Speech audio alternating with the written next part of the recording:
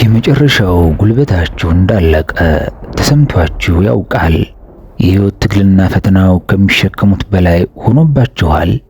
ብዙዎቻችን በዚህ መንገድ አልፈናል። ነገር ግን መልካሙ ዜና ከሁሉ በሚከብድ መከራ ውስጥ እንኳን ጠንካራና ጽኑ የመሆን ምስጢር ኢየሱስ ክርስቶስ በተግባር አስተምሮናል። ዛሬ በዚህ መንፈሳዊ ቪዲዮ ማንኛውም ነገር እንድታሸንፉ የሚረዱ 6 ጥልቅና ኃይለኛ ምስጢሮችን እንመለከታለን። እስከ መጨረሻው አብራችሁን ቆዩ። ምክንያቱም 6ኛው ምስጢር ለሕይወታችሁ አዲስ ትርጉም የሚሰጥ ነው። ወደ ትምህርቱ ከመሄዳችን በፊት ለቻናሉ አዲስ ከሆናችሁ ሰብስክራይብ ማድረግ ቤተሰብ ይሁኑ። አሁን በቀጥታ ወደ መጀመሪያው ምክር። በሕይወቱ ውስጥ ጠንካራና ጽኑ ለመሆን ኢየሱስ ክርስቶስ ያስተማረው ምስጢር። ጉልበታችን እያለቀ እንደሆነ የሚሰማን ጊዜ አለ። የሕይወት ትግሎችና ፈተናዎች ለመሸከም እጅግ ከባድ ይሆናሉ። በእነዚህ ጊዜያት እንድንቀጥል የሚረዳንን የጥንካሬና የጽናት ምንጭ እንፈልጋለን። መልካሙ ዜና ኢየሱስ ክርስቶስ ከሁሉ በሚከብድ መከራ ውስጥ እንኳን ጠንካራና ጽኑ የመሆን ምስጢር አስቀድሞ አስተምሮናል። በሕይወቱና በአገልግሎቱ ሁሉ ስለ ጥንካሬና ጽናት መናገር ብቻ ሳይሆን ያንን ውስጣዊ ጥንካሬ እንዴት ማግኘት እንደምንችል በተግባር አሳይቶናል።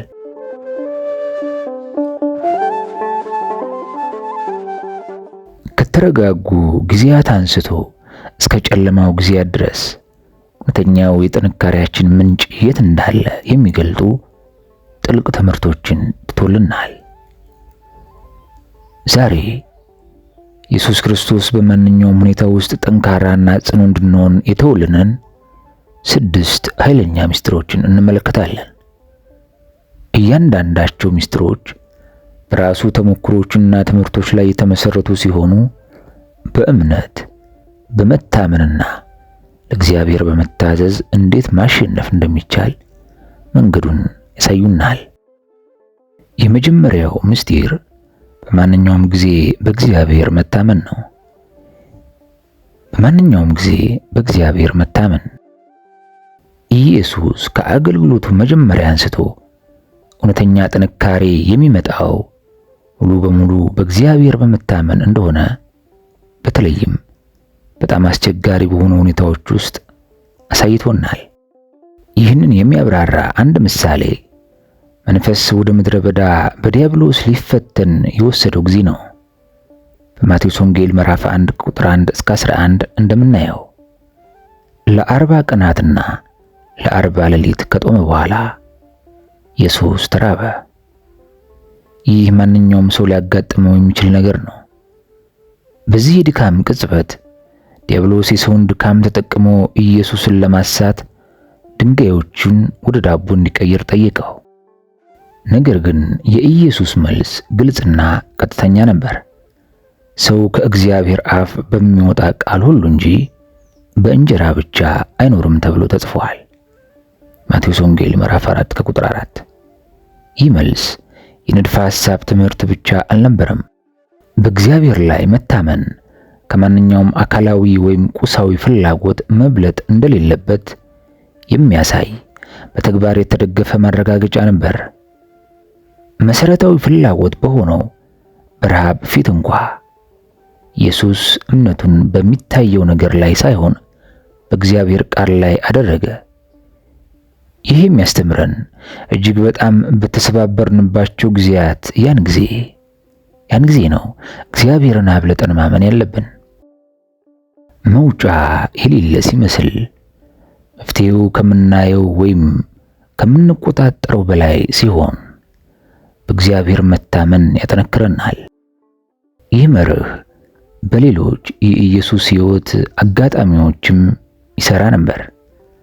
አካላዊም ሆነ ምሳሌያዊ ማዕበሎችን ሲጋፈጥ እምነቱ በእግዚአብሔር ሉዓላዊነት ላይ የጸና ነበር። ሌላው ወሳኝ ምሳሌ በዮሐንስ ወንጌል ምዕራፍ 6 ቁጥር 38 ላይ ይገኛል። ኢየሱስ የራሱን ፈቃድ ለማድረግ ሳይሆን የላከውን የአባቱን ፈቃድ ሊያደርግ እንደመጣ ግልጽ ያደርጋል።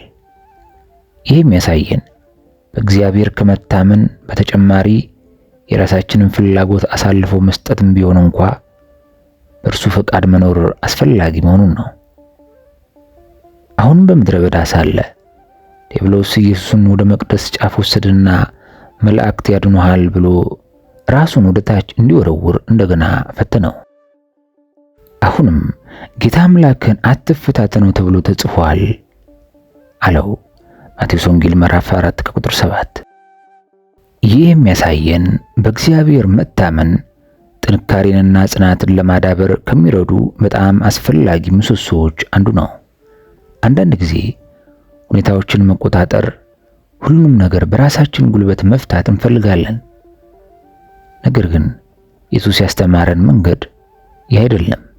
መታመን ማለት መቆጣጠርን በእግዚአብሔር እጅ መስጠትና በዚህ ሰዓት ማየት ባንችልም እንኳን እርሱ ለኛ የሚሻለውን እንደያዘ ማመን ነው።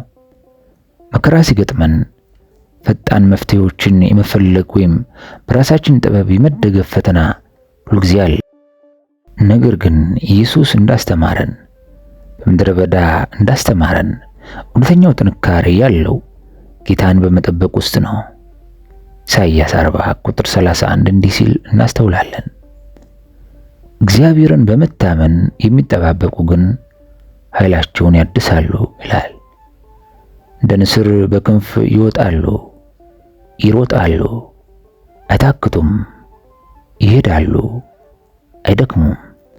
ይህ ማለት በእግዚአብሔር መታመን አዲስ ኃይል ይሰጠናል።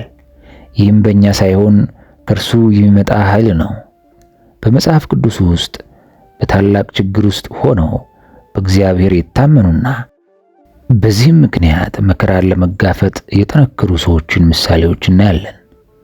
ለምሳሌ ዳዊት ግዙፉን ሰው የተጋፈጠው በራሱ ጠንካራ ስለነበረ ሳይሆን በሚመራው አምላክ ስለታመነ ነው። በአንደኛ ሳሙኤል ምዕራፍ 17 ቁጥር 45 ዳዊት ጎልያድን ሲጋፈጥ እንዲህ አውጇል። አንተ በሰይፍና በጦር በጭሬም ትመጣብኛለህ፣ እኔ ግን በሰራዊት ጌታ በእግዚአብሔር ስም እመጣብሃለሁ። የዳዊት መተማመን በችሎታው ወይም በመሳሪያው ላይ ሳይሆን በእግዚአብሔር ላይ ነበር። ለድል ያበቃውም ይህ እምነት ነው። ይህ መርህ ለዕለታዊ ሕይወታችንም ይሰራል። ግዙፍ ችግሮች ሲገጥሙን፣ በገንዘብ ችግሮች፣ ህመሞች፣ የስሜት ቀውሶች ወይም ሌሎች ፈተናዎች ሲሆኑ ጥንካሬያችን የሚመጣው እነዚህን ሁኔታዎች ለመፍታት ካለን ችሎታ ሳይሆን በእግዚአብሔር ላይ ካለን መታመን እንደሆነ ማስታወስ አለብን። ምሳሌ 3 ቁጥር 5 ከ6 ያስተምረናል። በፍጹም ልብ በእግዚአብሔር ታመን፣ በራስም ማስተዋል አትደገፍ፣ በመንገድ ሁሉ እርሱን እወቅ፣ እርሱም ጎዳናህን ያቀናልሃል ይላል። ይህ ጥቅስ በሕይወታችን ዘርፍ ሁሉ ሙሉ እምነታችንን በጌታ ላይ እንድናደርግ ይጠራናል። እርሱም በትክክለኛው መንገድ ይመራናል። በእግዚአብሔር መታመን ማለት እርሱ በሕይወታችን የሚያደርገውን ወይም የሚፈቅደውን ነገር ሁልጊዜ እንደማንረዳ መቀበልም ነው። እግዚአብሔር መንገዶች ለእኛ የማይገቡን የሚመስሉበት ጊዜ አለ። ነገር ግን መተማመን ይበልጥ መጠናከር ያለበት በእነዚያ ጊዜያት ነው። ኢየሱስ ይህንን በተለያዩ ሁኔታዎች አሳይቶናል። አልዓዛር በሞተ ጊዜ ብዙዎች ኢየሱስ ከመሞቱ በፊት ለምን እንዳልፈወሰው ጠይቀው ነበር። ነገር ግን ኢየሱስ በእግዚአብሔር ዕቅድ በመታመን በዮሐንስ ወንጌል ምዕራፍ 11 ከቁጥር 4 ላይ እንዲህ አለ፣ ይህ ሕመም ለእግዚአብሔር ክብር ነው እንጂ ለሞት አይደለም፣ በዚህ የእግዚአብሔር ልጅ ይከብር ዘንድ ነው አለ። በትክክለኛው ጊዜም አልዓዛር ከሞት ተነሳ። ይህም በእግዚአብሔር ጊዜና ዕቅድ መታመን ሁልጊዜ ከምናስበው በላይ የሆነ ውጤት የሚያመጣ እንደሆነ አረጋገጠ። በመጨረሻም በእግዚአብሔር መታመን ቀጣይነት ያለው ሂደት መሆኑን ማስታወስ አስፈላጊ ነው። አንድ ጊዜ አድርገን የምንጨርሰው ነገር አይደለም። በእያንዳንዱ አዲስ ፈተና፣ በእያንዳንዱ አዲስ ችግር በእርሱ ላይ ያለንን መታመን እንድናድስ ተጠርተናል። ሙሉ በሙሉ በእግዚአብሔር መታመን ከሁኔታዎች በላይ የሆነ ሰላምን እንደምናገኝ ነው። ይህ ሰላም ከእርሱ የሚመጣና ማንኛውንም ሁኔታ ለመጋፈጥ የሚያጠነክረን ነው። ሁለተኛው ምስጢር ዘወትር መጸለይ ነው። ኢየሱስ ጠንካራና ጽኑ ለመሆን ጸሎት ወሳኝ እንደሆነ ግልጽ ምሳሌ ትቶልናል። ይህ ለደቀ መዛሙርቱ ያስተማረው ነገር ብቻ ሳይሆን በራሱ ሕይወት አጥብቆ ተገብረው የነበረ ነው። ከአገልግሎቱ መጀመሪያ ጀምሮ ወሳኝ በሆኑ ጊዜያት ለመጸለይ ፈቀቅ ይል እንደነበረ እናያለን። አንድ ትልቅ ምሳሌ በጌቴሰማኒ የአትክልት ስፍራ ያደረገው ጸሎት ነው። ይህ በጉዞው ውስጥ እጅግ በጣም ከባድና ስሜታዊ ከሆኑ ጊዜያት አንዱ ነበር። ማቴዎስ ወንጌል ምዕራፍ 26 ከቁጥር 36 እስከ 46 ኢየሱስ የሚመጣውን ስላወቀ ጴጥሮስን ያዕቆብንና ዮሐንስን ይዞ ለመጸለይ ሄደ። በዚያም ለአባቱ ጭንቀቱን ገለጸ፣ እንዲህም አለ፣ ነፍሴ እስከ ሞት ድረስ እጅግ አዘነች አለ። ይህ ቅጽበት የሚያስተምረን በሕይወት በጣም አስቸጋሪ ሁኔታዎች ውስጥ ጸሎት በቀጥታ ከእግዚአብሔር ጋር የሚያገናኝና የሚያጠነክር መሆኑን ነው። ኢየሱስ በዚያ የአትክልት ስፍራ 3 ጊዜ ጸለየ። ይህም ጸሎት የአንድ ጊዜ ክስተት ሳይሆን ቀጣይነት ያለው መሆኑን ያሳያል። በጸሎት የነበረው ጽናት በተለይም በጭንቀትና እርግጠኛ ባልሆንባቸው ጊዜያት ከእግዚአብሔር ጋር የማያቋርጥ ውይይት ማድረግ አስፈላጊ መሆኑን ያሳያል። እርሱ ቢቻል የመከራው ጽዋ ከእርሱ እንዲያልፍ አባቱን ጠየቀ ይላል። ነገር ግን እኔ እንደምወደው አይሁን አንተ እንደምትወደው ይሁን እንጂ በማለት ፈቃዱን አሳልፎ ሰጠ። በማቴዎስ ወንጌል ምዕራፍ 26 ከቁጥር 39 ይህ ሙሉ በሙሉ ራስን አሳልፎ መስጠት የእግዚአብሔር ፈቃድ ፈተናዎችን ያካተተ ቢሆንም እንኳን ጸሎት ልባችንን ከእግዚአብሔር ፈቃድ ጋር ለማስማማት እንዴት እንደሚረዳ ምሳሌ ነው። ይህ በጌቴሰማኒ የሆነው ክስተት ጸሎት የመንፈሳዊ ኃይል ምንጭ መሆኑን ያሳየናል። ኢየሱስ ሲጸልይ አብረውት የነበሩት ደቀ መዛሙርት እንዲተጉና እንዲጸልዩ ቢጠይቃቸውም ተኙ። ይህ የሚያሳየን ያለ ጸሎት ለድካምና ለስንፍና መሸነፍ ቀላል መሆኑን ነው። ነገር ግን ጸሎት ያድሰናል። ኢየሱስ ከጸለየ በኋላ የሚመጣውን ለመጋፈጥ ዝግጁ ነበር። ያልጸለዩት ደቀ መዛሙርት ግን ሁኔታው ሲጋፈጣቸው ግራ ተጋብተውና ጠፍተው ነበር። በኢየሱስ ሕይወት ውስጥ የጸሎት አስፈላጊነት የሚያሳይ ሌላው ኃይለኛ ምሳሌ 12ቱን ደቀ መዛሙርቱን ከመምረጡ በፊት ሌሊቱን በጸሎት ያሳለፈበት ጊዜ ነበር። በሉቃስ ወንጌል ምዕራፍ 6 ቁጥር 12 እስከ 13 በዚያም ወራት ይጸልይ ዘንድ ወደ ተራራ ወጣ። ሌሊቱን ሙሉ ወደ እግዚአብሔር ሲጸልይ አደረ። በነጋም ጊዜ የደቀ መዛሙርቱን ጠራ፣ ከእነርሱም 12 መረጠ የሚል እናነባለን። ይህ ጊዜ ኢየሱስ በሕይወቱ አስፈላጊ ለሆኑ ውሳኔዎች እንኳን ጸሎት የሚሰጠው መመሪያ ሙሉ በሙሉ ይታመን እንደነበር ያሳያል። ውሳኔውን በችኮላ ወይም በራሱ ጥበብ ላይ ተመስርቶ አልወሰነም። ይልቁንም ጸለየ። ኢየሱስ እንዳስተማረን ጸሎት በጭንቀት ጊዜ ብቻ የሚወሰን ሳይሆን የመላ ሕይወታችን ክፍል መሆን አለበት።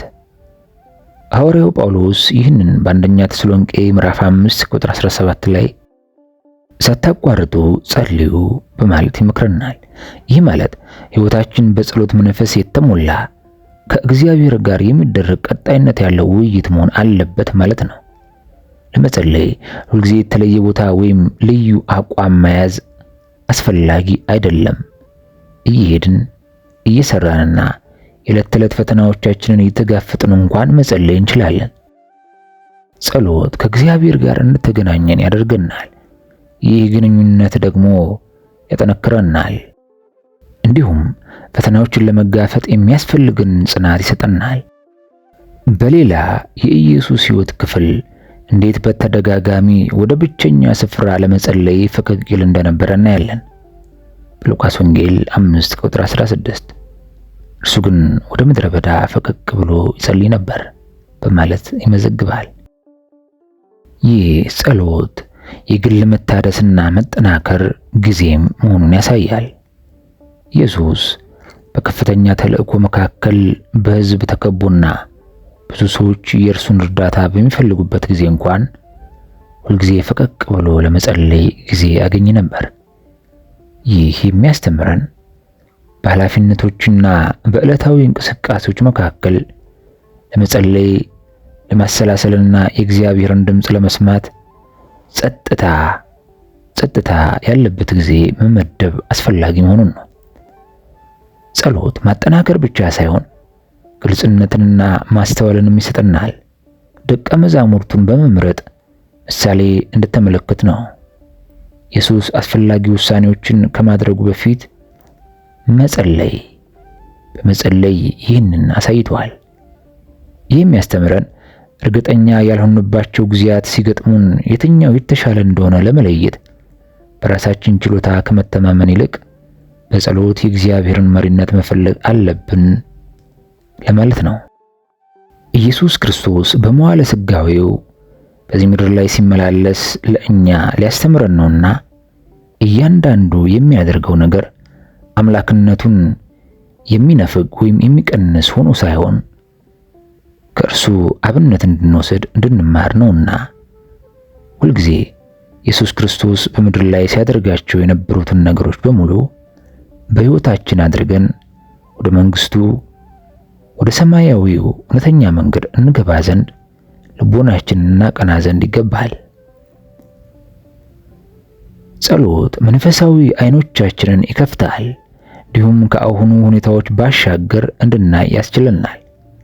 በኢየሱስ ሕይወት ከጸሎት ጋር በተያያዘ ሌላ ወሳኝ በሉቃስ 11 ከቁጥር 1 ላይ ይገኛል። ከደቀ መዛሙርቱ አንዱ ኢየሱስ ሲጸልይ አይቶት ጌታ ሆይ ዮሐንስ ደቀ መዛሙርቱን እንዳስተማረ እንጸልይ ዘንድ አስተምረን ብሎ ጠየቀው። ይህ ጥያቄ የራሱ የኢየሱስ ደቀ መዝሙር በሕይወቱ ውስጥ የጸሎትን አስፈላጊነት እንደተረዱና እርሱ የሚጸልየው ለመጸለይ መፈለጋቸውን ያሳያል። ኢየሱስ ለእኛ ሁሉ እንደ ምሳሌ የሚያገለግለውን ዝነኛውን የአባታችን ሆይ ጸሎት ያስተማረው በዚህ አውድ ውስጥ ነበር። የአባታችን ሆይ ጸሎት እግዚአብሔርን እንድናከብር፣ ፈቃዱን እንድንፈልግ፣ የዕለት ምግባችንን እንድንጠይቅ ነበር። እንዲሁም ይቅርታንና ጥበቃን እንድንለምን ያስተምረናል። ይህ ጸሎት ውጤታማ ለሆነ የጸሎት ሕይወት አስፈላጊ የሆኑትን ነገሮች ያጠቃልላል። በተጨማሪም ኢየሱስ በጸሎት መትጋት ስላለው ጠቀሜታ ለማስተማር ስለ ዓመፀኛው ዳኛ የሚናገር ምሳሌ ሰጥቷል። በሉቃስ ወንጌል ምዕራፍ 18 ከቁጥር 1 እስከ 8 ኢየሱስ እግዚአብሔርን ስለማይፈራና ሰውን ስለማያፍር ዳኛ፣ ነገር ግን ስለ ፍትህ አጥብቃ ስለምትጠይቀው መበለት ታሪክ ይናገራል። ዳኛው መጀመሪያ ላይ ጥያቄዎቿን ችላ ቢልም በመጨረሻ ስለ ጽናቷ ሲል ልመናዋን ተቀበለ። ኢየሱስ ይህን ምሳሌ የተጠቀመው ሰዎች ሁልጊዜ ሲጸልዩና ተስፋ ሊቆርጡ እንደማይገባ ለማስተማር ነው። እንዲህም በማለት ይደመድማል። ዓመፀኛው ዳኛ ያለውን ስሙ። እግዚአብሔር እንኪያስ ቀንና ሌሊት ወደ እርሱ ለሚጮኹ ምርጦቹ አይፈርድላቸውምን ይላል። ሉቃስ 18 ከቁጥር 6 እስከ 7። ይህ ምሳሌ በጽናት የሚደረግ ጸሎት ኃይል እንዳለውና እግዚአብሔር በራሱ ጊዜ ለልመናችን መልክ እንደሚሰጥ ያስተምረናል። ስለዚህ ጸሎት ሃይማኖታዊ ልምምድ ብቻ ሳይሆን ከእግዚአብሔር ጋር የሚደረግ ግንኙነት ነው። ያጠነክረናል፣ ጽናት ይሰጠናል፣ እንዲሁም በማናቸውም ሁኔታ ከብቻ ጋር ያገናኘናል። ኢየሱስ በሕይወቱ ጸሎት ከባድ በሆኑ መከራዎች ፊት እንኳን ጸንቶ ለመቆም ምስጢር መሆኑን አሳይቶናል። ሶስተኛው ምስጢር ሌሎችን ማገልገል ነው። ኢየሱስ እውነተኛ ጥንካሬና ጽናት ብዙውን ጊዜ የሚመጣው ሌሎችን በማገልገል እንደሆነ አስተምሮናል። በብዙ ሁኔታዎች ውስጥ ወደ ታላቅነት የሚወስደው መንገድ በመገለል ሳይሆን በማገልገል እንደሆነ አሳይቷል። የዚህ ግልጽ ምሳሌ ኢየሱስ የደቀ መዛሙርቱን እግር ያጠበበት ጊዜ ነው። በዮሐንስ ወንጌል ምዕራፍ 13 ቁጥር 1 እስከ 17 በመጨረሻው እራት ጊዜ ኢየሱስ ሁሉንም ያስገረመ ነገር አደረገ። እርሱ መምህርና ጌታ ሲሆን ተነስቶ መበሻ ጨርቅ አገለደመ። በደቀ መዛሙርቱ ፊት ተንበርክኮ እግራቸውን ማጠብ ጀመረ። ጴጥሮስ መጀመሪያ ላይ ፈቃደኛ አልነበረም። ምክንያቱም ኢየሱስ ለምን እንዲህ ያለ ዝቅተኛ ሥራ እንደሚሠራ አልገባውም ነበር። ይሁን እንጂ ኢየሱስ የዚያን ድርጊት አስፈላጊነት አስረዳ። በዮሐንስ ወንጌል ምዕራፍ 13 ከቁጥር 14 እስከ 15 ኢየሱስ እንዲህ አለ፣ እንግዲህ እኔ ጌታና መምህር ስሆን እግራችሁን ካጠብኩ፣ እናንተ ደግሞ እርስ በርሳችሁ እግራችሁን ትተጣጠቡ ዘንድ ይገባችኋል። እኔ ለእናንተ እንዳደረግኩ እናንተም ደግሞ ታደርጉ ዘንድ ምሳሌ ሰጥቻችኋለሁና። እዚህ ላይ ኢየሱስ የሚያሳየን ሌሎችን ማገልገል የድካም ምልክት ሳይሆን የእግዚአብሔር ልጆች እንደመሆናችን የውስጣዊ ጥንካሬና የመተማመን ምልክት መሆኑን ነው። ምንም እንኳን የእግዚአብሔር ልጅ ቢሆንም ይህ ትሑት ተግባር በመፈጸሙ ዝቅ እንዳለ አልተሰማውም። በተቃራኒው እውነተኛ ታላቅነት በማገልገል ውስጥ እንደሆነ አሳይቷል። ይህ ትውፊት በተለያዩ መንፈሳዊ ገዳማት በኢትዮጵያ ኦርቶዶክስ ተዋሕዶ ቤተክርስቲያን ውስጥ እንደ ሥርዓት ማንኛውም እንግዳ ወደ ገዳም በሄደ ሰዓት ቅዱሳን የሆኑ ደናግል መነኮሳት እንዲሁም እግዚአብሔር የመረጣቸው ጻድቃን እግር በማጠብ እንግዳን ይቀበላሉ። ሌሎችን ማገልገል የፍቅር ተግባር ነው። ትኩረታችንን ከራሳችን ችግር ላይ በማንሳት ወደ ሌሎች የመተሳሰብና የርህራሄ ቦታ ስለሚወስደን በመንፈሳዊ ያጠነክረናል። በማርቆስ ወንጌል ምዕራፍ 10 ከቁጥር 45 ኢየሱስ እንዲህ ሲል ተናግሯል፣ የሰው ልጅ ሊያገለግል ነፍሱንም ለብዙዎች ቤዛ ሊሰጥ እንጂ እንዲያገለግሉት አልመጣም። ይህ ጥቅስ የኢየሱስ ተልእኮ ከመጀመሪያ አንስቶ በአገልግሎት ይታወቅ እንደነበረ ያጎላል። እርሱ ደረጃን፣ እውቅናን ወይም ምቾትን አልፈለገም። ይልቁንም ሕይወትን ለሌሎች ደህንነት ሰጠ። ከዚህም በላይ ማገልገል ከራሳችን ያለፈ ጽናትን እንድናዳብር ያስተምረናል። ትኩረታችንን አንድን ሰው በመርዳት ላይ ስናደርግ ደካማ እንደሆነን በሚሰማን ጊዜ እንኳን ጥንካሬ እናገኛለን። ምክንያቱም ሌሎችን ፍላጎት በማሟላት በመስጠት ተግባር በኩል እኛም እንታደሳለን። ሐዋርያው ጳውሎስ በገላትያ ምዕራፍ 6 ከቁጥር 9 እስከ 10 ላይ ይህንን ያስታውሰናል። በጎ ነገርን በማድረግ አንታክት፣ ካልዛል በጊዜው እናጭዳለንና። እንግዲያስ ጊዜ ካገኘን ዘንድ ለሰው ሁሉ ይልቁንም ለሃይማኖት ቤተሰቦች መልካም እናድርግ። ኢየሱስ ራሱ አገልግሎት የእግዚአብሔርን ዓላማ በምድር ላይ መፈጸሚያ መንገድ እንደሆነ በተለያዩ አጋጣሚዎች አሳይቷል።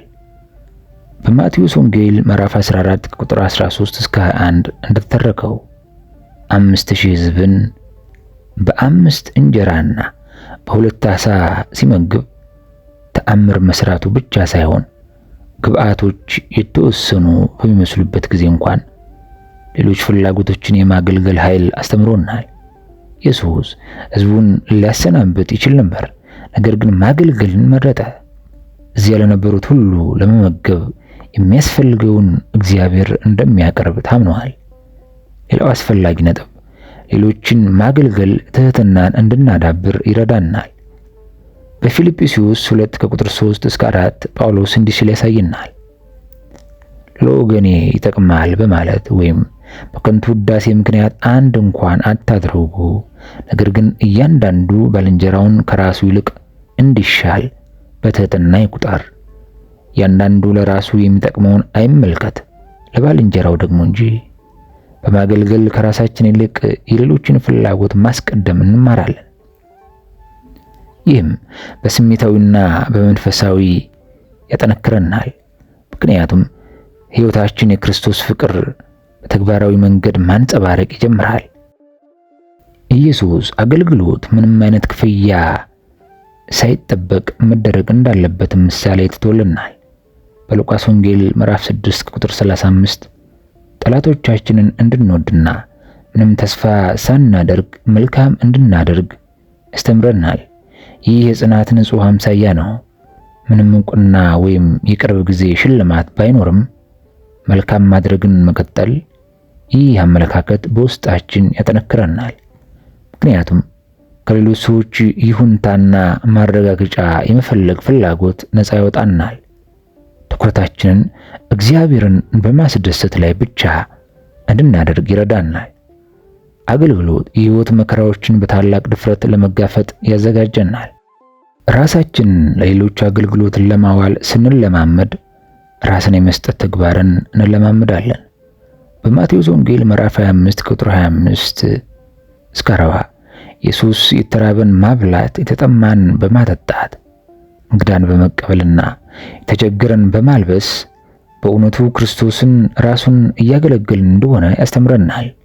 እርሱም እንዲህ አለ፣ እውነት እላችኋለሁ ከሁሉ ከሚያንሱ ከነዚህ ወንድሞቼ ለአንዱስ እንኳ ስላደረጋችሁት ለእኔ አደረጋችሁት።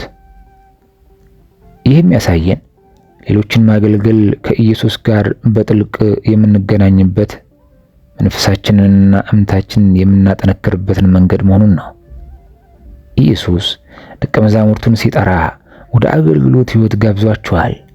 በማቴዎስ ወንጌል ምዕራፍ 20 ከቁጥር 26 እስከ 28 እንዲህ አለ፣ ከእናንተ ታላቅ ሊሆን የሚወድ የእናንተ አገልጋይ ይሁን፣ ከእናንተም ፊተኛ ሊሆን የሚወድ የእናንተ ባሪያ ይሁን።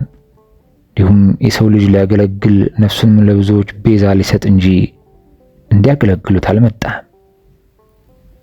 ኢየሱስ ወደ እውነተኛ ታላቅነት የሚወስደው መንገድ በአገልግሎቱ ውስጥ እንደሆነ ግልጽ ያደርጋል። በዚህ መርህ በመኖር ዓለም ሊሰጠን የማይችለውን የጥንካሬ ምንጭ እናገኛለን። የጥንካሬ ከእውቅና ወይም ከስልጣን የሚመጣ ሳይሆን ሌሎችን ከመባረክ ቀላል ተግባር የሚመጣ ነው። በተጨማሪም ማገልገል የረጅም ጊዜ ራዕይን እንድናዳብር ይረዳናል።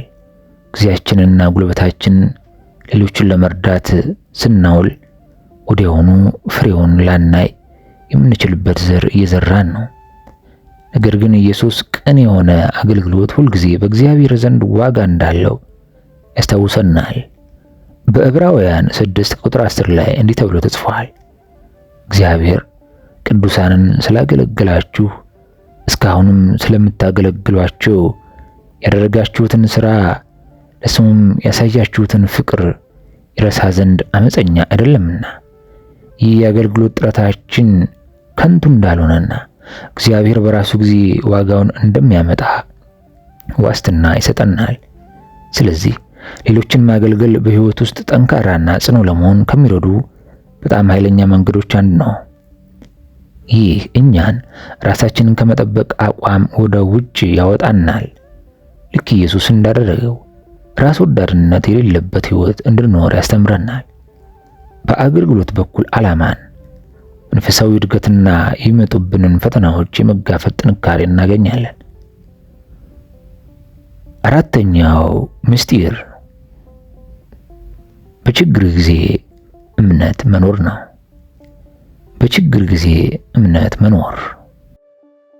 ኢየሱስ ክርስቶስ በምድር ላይ በነበረው ቆይታ በጣም አስቸጋሪ በሆኑ ሁኔታዎች ውስጥ ለማለፍ እምነት ምን ያክል አስፈላጊ እንደሆነ ብዙ ምሳሌዎችን ትቶልናል። እርግጠኛ ባልሆንበትና በመከራ ጊዜ በእግዚአብሔር ላይ ያለን እምነት እንደሚደግፈን ሁልጊዜ አሳይቷል። ይህንን በግልጽ የሚያሳይ አንድ ክስተት ከደቀ መዛሙርቱ ጋር የገሊላን ባህር የተሻገረበት ወቅት ነው። በማቴዎስ ወንጌል ምዕራፍ 8 ከቁጥር 23 እስከ 27 እንደምናነበው ኢየሱስ ከደቀ መዛሙርቱ ጋር በጀልባ ሳለ ታላቅ ማዕበል ተነሳ። ነፋሱና ማዕበሉ በጣም ጠንካራ ከመሆናቸው የተነሳ ጀልባዋ ልትሰምጥ የተቃረበች ትመስል ነበር። በዚህ ጊዜ ኢየሱስ በሰላም ተኝቶ ነበር። ደቀ መዛሙርቱ ተስፋ በመቁረጥ ቀሰቀሱት። እናም ጌታ ሆይ አድነን፣ ጠፋን አሉት። ኢየሱስ ክርስቶስ ከእንቅልፉ ሲነቃም ማዕበሉን ጸጥ ከማድረጉ በፊት ስለ እምነታቸው መጉደል ገሰጻቸው። እናንተ እምነት የጎደላችሁ ስለምን ትፈራላችሁ? አለ። ከዚያም ተነስቶ በቀላል ቃል ነፋሱንና ባህሩን ጸጥ እንዲሉ አዘዘ። ታላቅ ጸጥታም ሆነ። ይህ ጊዜ የሚያስተምረን በታላቅ ጭንቀት ውስጥ በዙሪያችን ያሉት ነገሮች ሁሉ የሚፈራረሱ ሲመስሉ እምነት ጸንተን እንድንቆም እንደሚያደርገን ነው። ሁኔታዎች አስፈሪ ሲሆኑ እናም ፍርሃት ሊውጠን ሲሞክር ኢየሱስ በእግዚአብሔር እንድንታመን ይጠራናል። ምክንያቱም ፈጣን መፍትሄ ማየት ባንችልም እርሱ ይቆጣጠራል። ለክርስቶስ እምነት ረቂቅ ስሜት ወይም በሰላም ጊዜ ብቻ የሚወራ ነገር አልነበረም። ሁኔታው ምንም ይሁን ምን በእግዚአብሔር መልካምነትና ኃይል ላይ የሚደረግ ንቁ መታመን ነበር። ኢየሱስ ክርስቶስ እምነትን ከችግሮች መቋቋም ጋር እንዴት እንዳገናኘው የሚያሳይ ሌላው ኃይለኛ ምሳሌ ደም ይፈሳት የነበረችውን ሴት በፈወሰበት ታሪክ ውስጥ ይገኛል። በማርቆስ ወንጌል 5:25 ላይ ዓመታት በሕመም የተሰቃየች ሴት ታሪክ እናገኛለን። ያላትን ሁሉ ለሕክምና አውላ ነበር፣ ነገር ግን ምንም መፍትሄ አላገኘችም ነበር። ይሁን እንጂ ስለ ኢየሱስ ክርስቶስ በሰማች ጊዜ ልብሱን ብቻ ብትነካ እንደምትድን ወሰነች። በእምነት በሕዝቡ መካከል ወደ እርሱ ቀረበች፣ እናም የልብሱን ጫፍ ነካች። ወዲያውኑ ተፈወሰች። ኢየሱስ ክርስቶስ እንደተነካ አውቆ እንዲህ አላት፣ ልጄ ሆይ እምነትሽ አድኖሻል፣ በሰላም ሂጂ፣ ከስቃይሽም ተፈወሺ አላት። ይህ ታሪክ የሚያስተምረን የማይቻል በሚመስሉ ሁኔታዎች ውስጥ እንኳ እምነት በቀጥታ ከእግዚአብሔር ኃይል ጋር እንደሚያገናኘን ነው። ያቺ ሴት ለዓመታት ብትሰቃይም እምነቷን አላጣችም። በቀላል የመተማመን ተግባር ፈውስን መቀበል እንደምትችል አመነች። የሆነው ያ ነው። ስለዚህ እምነት ከአቅማችን በላይ እንድንገፋና የማይታለፍ የሚመስለውን ነገር ፊት ለፊት በእግዚአብሔር ኃይል ጥንካሬ እንድናገኝ የሚረዳ ኃይል ነው። የሰናፍጭ ቅንጣት የሚያክል እምነት ቢኖራችሁ ይህንን ተራራ ከዚህ ወደዚያ አለፍ ብትሉት ያልፋል፣ የሚሳናችሁም ነገር የለም። የሰናፍጭ ዘር የንጽጽር ወሳኝ ነው። ምክንያቱም ይህ ዘር እጅግ በጣም ትንሽ ብትሆንም አድጋ በአትክልት ስፍራ ካሉ ተራሮች እኮ ትበልጣለች። የሚያስተምረን የእምነታችን መጠን ሳይሆን ያንን እምነት በማን ላይ እንደጣልነው ነው ዋጋ ያለው።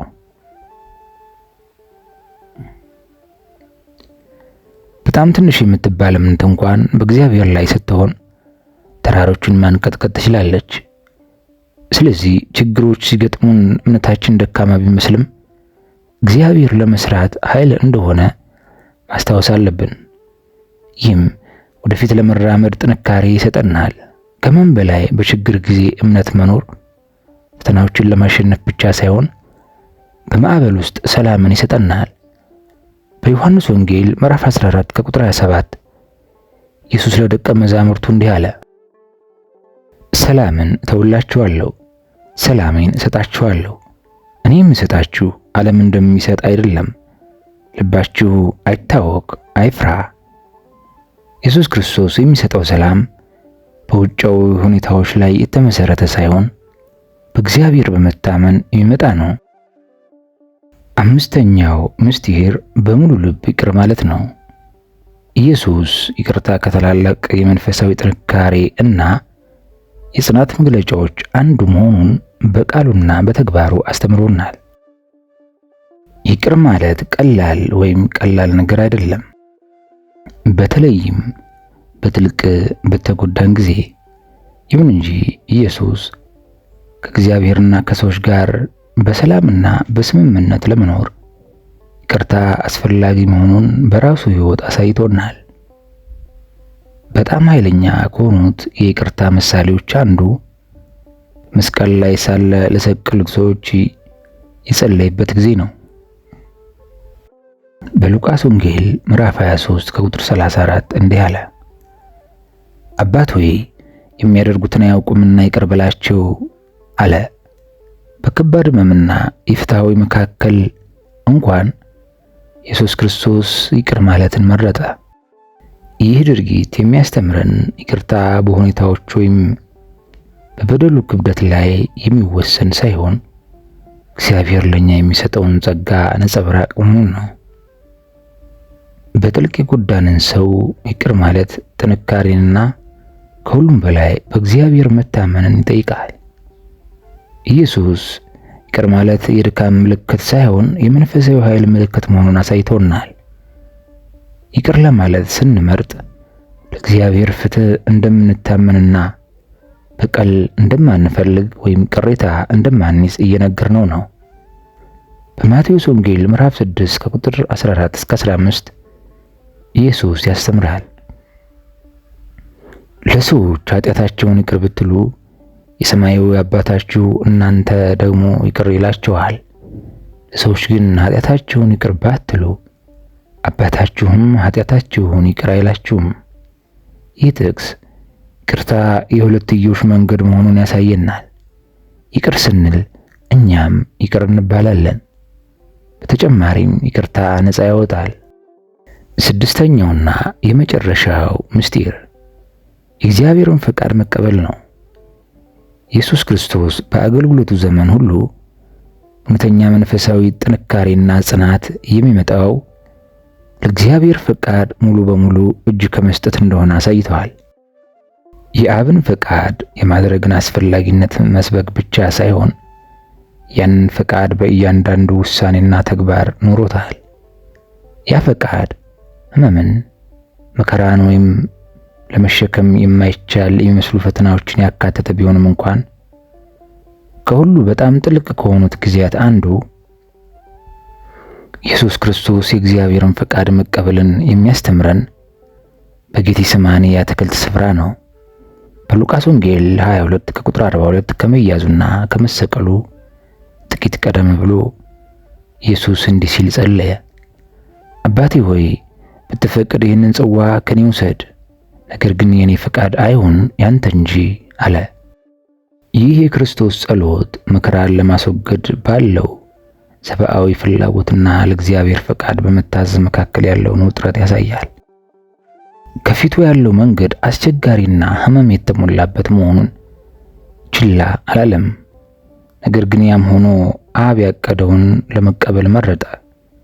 የኔ ፈቃድ አይሁን ያንተ እንጂ በማለት ኢየሱስ እውነተኛ ጽናት ያለው የእግዚአብሔር ዕቅዶች ፍጹም እንደሆኑ በማመን ውስጥ እንደሆነ ያስተምረናል። ሙሉ በሙሉ ባንረዳቸውም ወይም ከፍላጎታችን ተቃራኒ ቢመስሉም እንኳ የእግዚአብሔርን ፈቃድ መቀበል ሙሉ በሙሉ ራስን መስጠትና በዓላማው ላይ ጥልቅ እምነት መጣልን ይጠይቃል።